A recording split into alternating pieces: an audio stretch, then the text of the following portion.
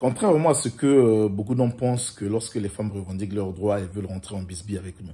Non, je ne pense pas que ça soit ainsi. Ce n'est pas une question de lutte.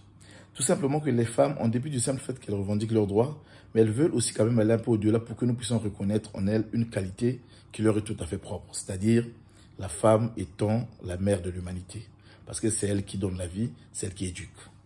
Chers amis, lorsque nous étions petits, nous étions enfants, nous étions jeunes dans les quartiers, dans les écoles, tous, on jouait un peu au dangereux parce qu'on ne comprenait pas les choses telles que nous les comprenons aujourd'hui.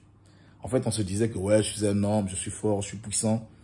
La femme ne peut rien faire devant moi et tout le reste. Mais non, on se trompait royalement. Vous savez, la femme est exactement la colonne vertébrale de l'homme. Sans elle, l'homme fait du surplace, l'homme ne peut pas avancer. À moins que vous soyez un magicien. Vous allez remarquer les grands hommes d'affaires, les hommes politiques, les grandes célébrités. Aujourd'hui, s'ils ont pu atteindre leurs objectifs, vous allez regarder que derrière le projet, si vous grattez bien, vous fouillez bien, il y avait la présence féminine derrière. Il y a une femme qui était derrière. Alors la femme joue un rôle vraiment clé dans notre quotidien et dans notre vie. Et j'ai souvent l'habitude de prendre un exemple, mais qui me paraît tout à fait factuel, qui est celui du président américain de l'époque, Barack Obama. La course à la Maison Blanche pour Barack Obama n'a jamais été facile. Cela fut le parcours d'un bon combattant. Grâce à l'apport majestueux de sa femme, il a pu atteindre son idéal.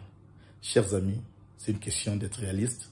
Ne soyons pas prétentieux, non plus orgueilleux, mais nous vivons dans un monde qui a besoin que nous puissions être complémentaires. Donc, reconnaissons en la femme cette belle qualité qui lui est tout à fait particulière, la mère de l'humanité.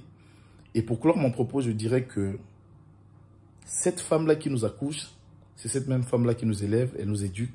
Au final, nous l'épousons encore. Vous voyez pas que la femme est tout simplement magnifique? Jacques Mnombo, votre ami.